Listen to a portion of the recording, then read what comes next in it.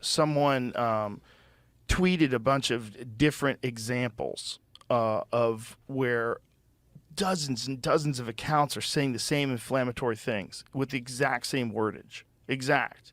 And they're all like, they have numbers and letters in their accounts, like just random accounts.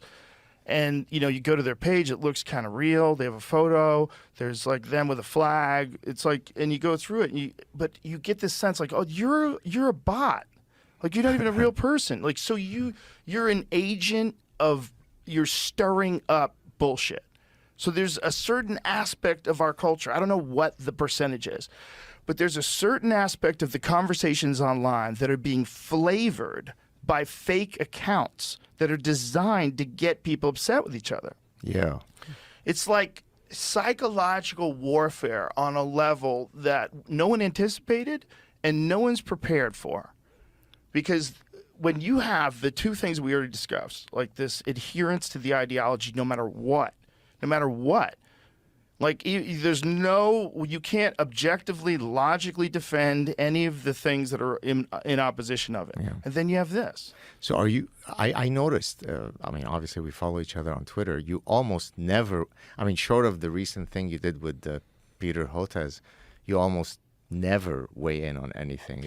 Was that sort of a conscious thing for you to step back? Yeah. Well, with that one, it was like, okay, this is crazy. You're saying that he made some crazy tweet about neo-fascist leanings. Yeah, I saw that. Like, what are you talking about? Like, with Robert Kennedy Jr., with me, I'm like, this is dangerous. Like, what you're saying is totally untrue. Yeah. You know it's untrue. And you're willing to just say it because, the more you can discredit someone who's in opposition to some of your ideas, the more you can somehow or another in your weird game of checkers you're playing, like, elevate yourself.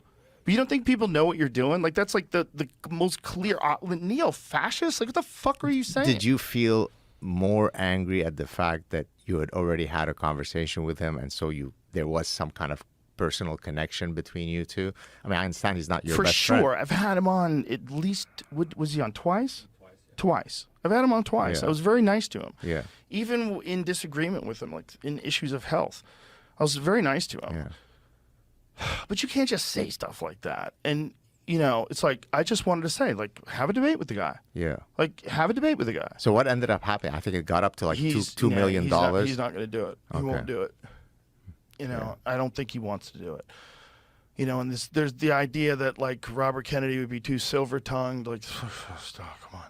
Because he's a lawyer, and he's really good arguing stuff. Like, if you either have facts or you don't have facts. Right. And if you're scared to debate the facts, I have to go, well, what are these facts? Right. Well, what's bothering you? Like, what are you worried that he might bring up?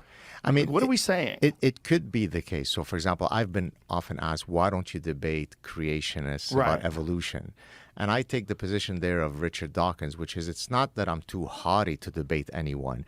It's that there's almost no chance that I could present any evidence that would cause you to alter your position. Yeah. So it's really a losing proposition. So could it be that Peter Hotez is coming from that perspective? It could, but you know what I would say to that? Even in your case, it is preposterous for someone to not believe that at least there's a process of evolution at this stage of it's kind of crazy because there's evidence of things that are happening where things are adapting to their environment right now that we've tracked. Yeah, exactly. Like, there's a little antelope in the Congo that swims underwater and eats fish. Is that right? Yeah. It's called a diker. I think it's called a diker, D-I-K-E-R. I think that's how you say it. But this little animal evolved, lived on grasslands, and the grasslands became rainforest. And when the grasslands, these little, like, prairie animals are trapped inside the Congo. There's an amazing BBC documentary about it. But they've got, like, these things are evolving. Yeah. Like, they're figuring out how to swim. But believe me, having spent 30 years trying to convince some of my academic colleagues about the value of evolution in studying human behavior, they'll go, la, la, la, I don't want to hear it. With human behavior. Yeah. And especially with, certain narratives. So this one is just swimming in the water. But these motherfuckers can go underwater. They can the dikers that they were talking about in the Congo. They can swim underwater for like 100 yards. Why do I feel that the crocodile is about to hit it any second now? Because we've seen too many of those videos. That is arguably one of the scariest Scenarios. Yes, yeah. The scariest. The fucking scariest. Sorry, I have to pause. Something happened with my video Oh. feed right now. Oh, It's it's mixing your two things really strangely. I need a. do we got to reboot? Not a reboot. I just got to figure out what happened. Oh, okay. But we got everything else. No, yeah, it's just when I cut We'll to just- your camera, it's blending them together. In a So the strange way. people only listening to audio, this is a special segment of the podcast that's only just for you There you go. because the video's fucked. Should we stop talking? I mean, you can keep talking. It's just that the video looks weird, so I don't want to be a distraction. All right, well, let's fix it. We'll pause. We'll be right back. We're back. All right. Little technical difficulties. I just want to close the parenthesis on something that happened from last show. Oh, Incredible story. You ready? yeah. That's actually speaks about connecting with people. So last show you had asked me, or not you had asked me, we were talking about who would be some guests that we'd really want to have on our respective shows. And you probably don't remember what my two celebrities were, do you? By any chance? I don't remember. Clint Eastwood. And first, I appreciate his politics. I've been watching him since I was a kid in Lebanon. Number two was Burt Bacharach, who's, do you remember who that is? I remember the name. Burt Bacharach is the music composer who's basically written songs for everybody. He was featured in one of the Austin Powers movie where the guy says, "Ladies and gentlemen, Burt Bacharach." Anyways, after our chat aired, I go on my Instagram. I have a personal DM, private DM, from what looks like the account of Burt Bacharach, who's, arguably the biggest musical, composer in the United States.